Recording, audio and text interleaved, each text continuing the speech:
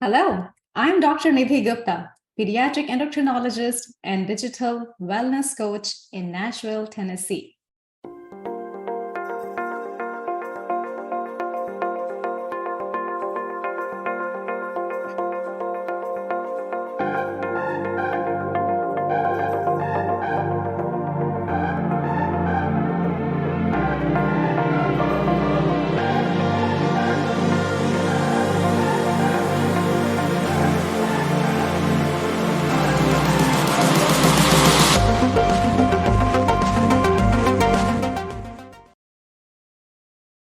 My guest today, Dr. Amit Lahoti, is Associate Professor of Pediatrics. He also has a deep rooted interest in educating the next generation of pediatricians and pediatric endocrinologists. And therefore, he took on the role of the Program Director of Pediatric Endocrinology Fellowship at Nationwide Children's Hospital, Columbus, Ohio. I have been following Dr. Lahoti's journey for almost 20 years now when he was my senior in the medical school that we both attended. From there to being pediatric residents at the same institution, Children's Hospital of Michigan, to now both of us being pediatric endocrinologists. Dr. Lahoti's journey has truly been inspirational, and I'm honored to have him as my guest on Inspinar today. Amit, welcome to the show. Thank you so much, Nidhi. Thank you so much for having me over, and great to kind of reconnect with you. Absolutely. Thank you, Amit. So, we as physicians have a very long journey, and we don't always take the time to reminiscence about our journey. So, thinking about that, what were the biggest challenges that you faced in your journey of becoming a physician? So, one thing that's a good question, and I think it's important to kind of think back and see what you can learn from your own experience and kind of going forward. It gives you energy to kind of continue going.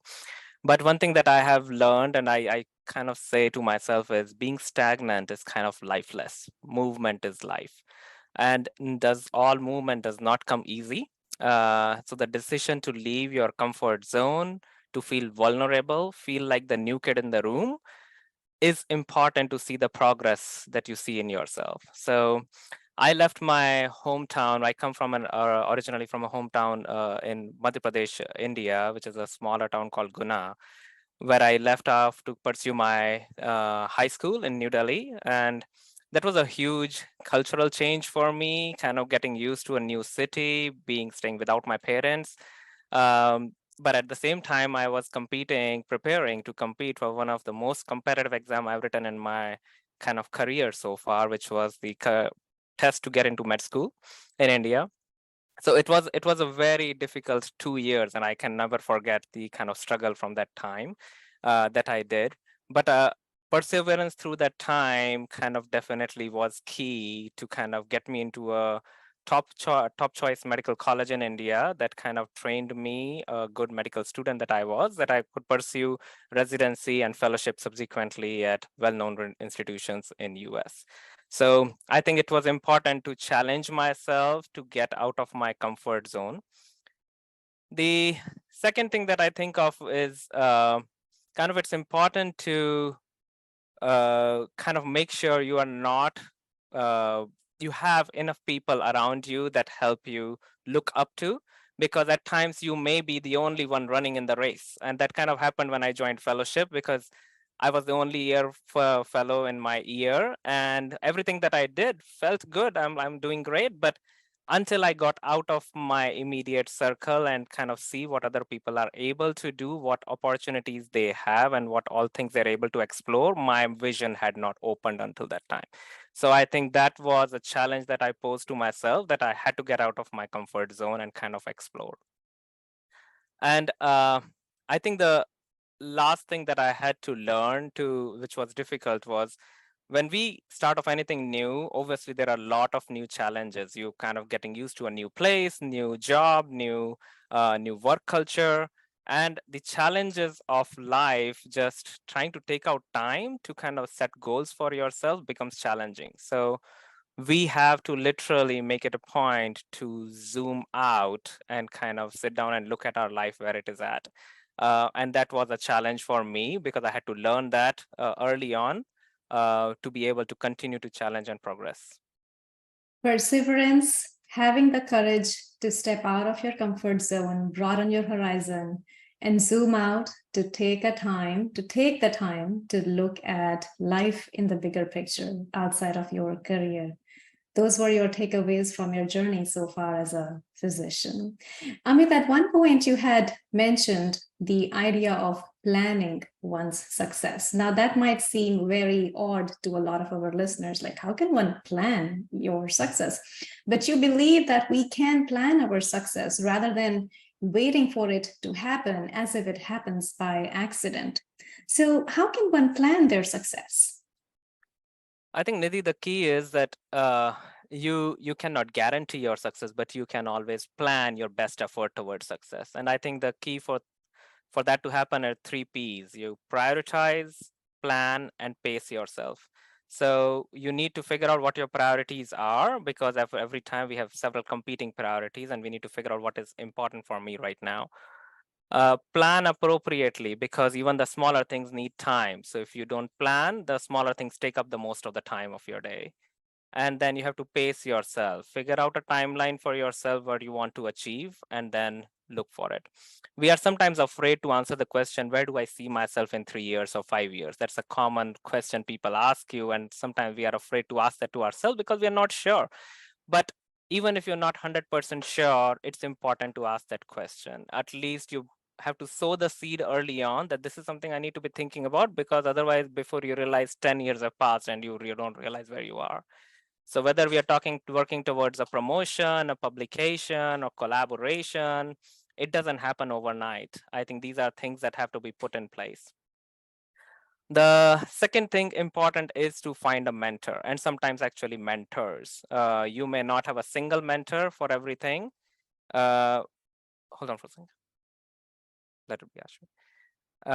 You may not have a single mentor for everything, but I think different parts of your life will require different mentors. And you need to appreciate positive criticism, because otherwise you are so afraid of somebody criticizing you, then you do not discuss what you want to do and you kind of do not progress. Now, one thing also to learn is that others can definitely inspire you, but you have to learn yourself. So you can hear a lot of things from other people, but it is upon you to take the next step and make time for yourself to learn those skills. And we often make times for everybody else but ourselves. And I think our calendar is full of meetings with everybody else but for ourselves. So I think I have started to make time to meet with myself when I have to do either a focus activity that I have to dedicate my attention to, or I have to start thinking about it, something that I have to plan for times to come. And the last thing that I'll add is that's often forgotten is to keep your CV up to date. So we do often do so many things, minor, major, that after a year we may not remember. So I often either create a running list of a Word document where I just jot down things that I'm doing, or create a folder on my email that I forward things to that I've done or taken care of, review articles, review an editor, attended conferences, given lectures, that when the time comes, I can update it to my CV. So those are the things which I think help you plan your success and be more, I would say, kind of more active about it rather than let it come when it comes. I really like the idea of the 3 Ps: prioritize, plan, and pace. And when you talk about planning and pacing, there is a lot of time management built into that. I have always felt, watching you as your junior throughout this career journey, that time management is one of your biggest assets, Amit.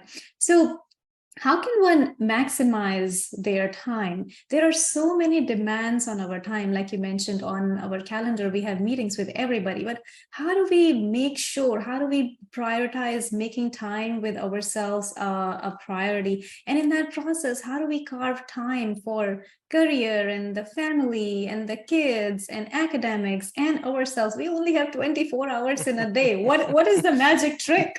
magic trick. Hopefully we all had to increase those hours to 48 hours, but unfortunately none of us have that.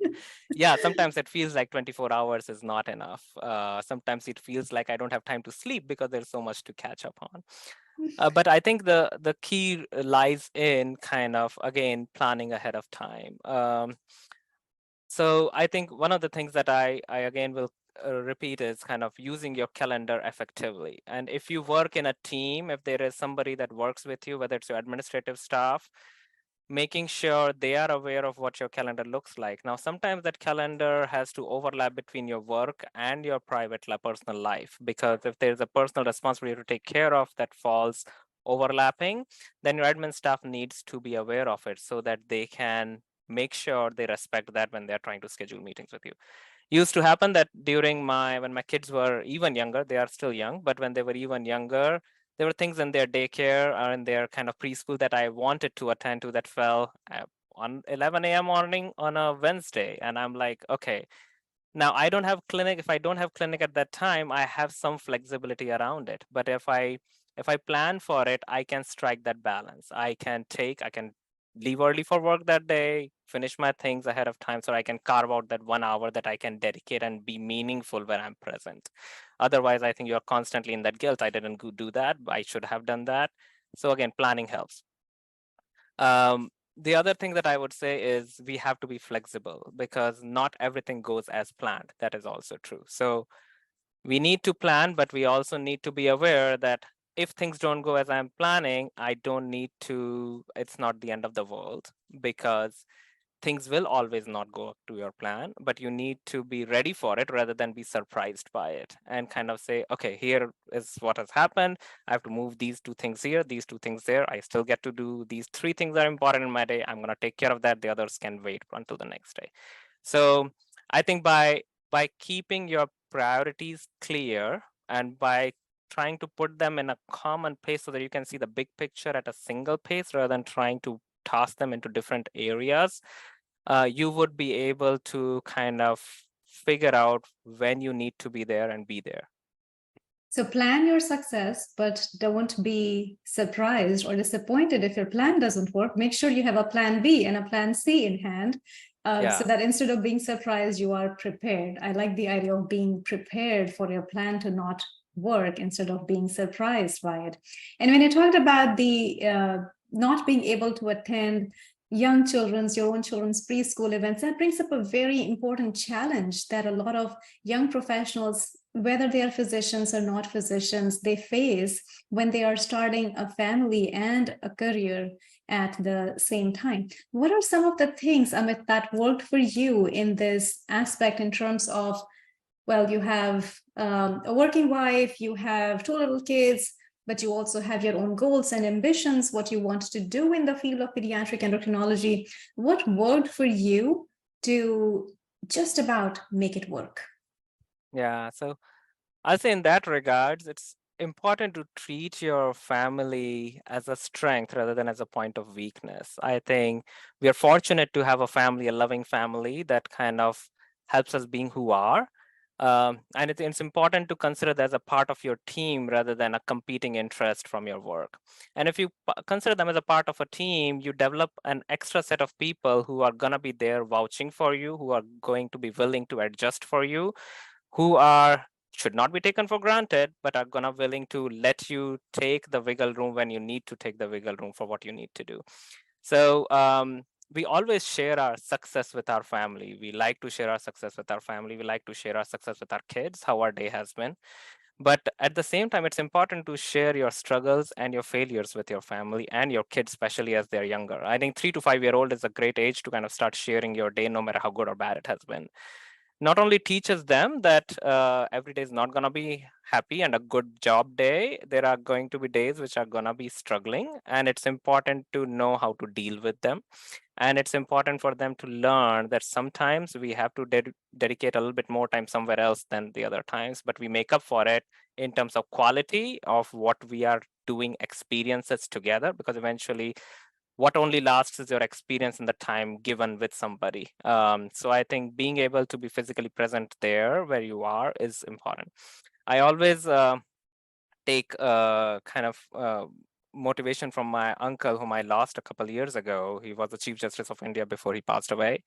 But being in the most senior most position he was, he could connect with my kids the same way as he would connect to the most top-notch bureaucrats or other judiciary people. And that was his ability to kind of be present where he was, instead of kind of constantly thinking about work when he was at home or think about home when he was at work. I think with ever increasing demands on documentation, it is not uncommon that we all carry a backpack of things to do later. And I think it is okay. I think we should all not feel pressured that I didn't get done everything the same day as it was supposed to be, and that is gonna kill me. But there are, as I said, you have to strike a balance. So when my kids were younger, I had to be home at a certain time to help with my wife taking care of house chores and taking care of kids. So did I finish all my notes at work? No, but I took them, I tended them, took care of all the critical patient needs, and then I took care of them after the kids were asleep or before they woke up in the morning. So things still got done. I was able to live both parts of my life kind of together as a single person because they were a part of my team rather than a competing interest. I think other thing also too important is to make sure you give due attention and understanding to your partner. Their career trajectory is as equally important as yours is. And again, I'm gonna say again, if they're part of your team, if you treat them as your team, you will be aware as a leader of the team, it's your role that all your team members progress and kind of have achieved their career goals, life goals. So I think if you take that into perspective, life becomes a bit smoother. You are kind of not just thinking in different buckets. It's a big bucket that you're kind of taking care of together. And things are easy to kind of move from one way to the other. There is so much wisdom, so much wealth in everything that you just said, Amit. Treating your team, treating your family like a team instead of seeing them as a competing conflict of interest with your work. Nurturing your partner's career just like you would expect them to nurture your own career. Letting your children see your vulnerable side, letting them know that daddy does not always have a great day at work. Sometimes things don't go well as planned. Sometimes he is not in the mood to swing with me. Sometimes he might not be in the mood to read books to me, and letting our children see those emotions instead of always trying to put up the brave face, instead of always trying to make them feel that we have always got it under control.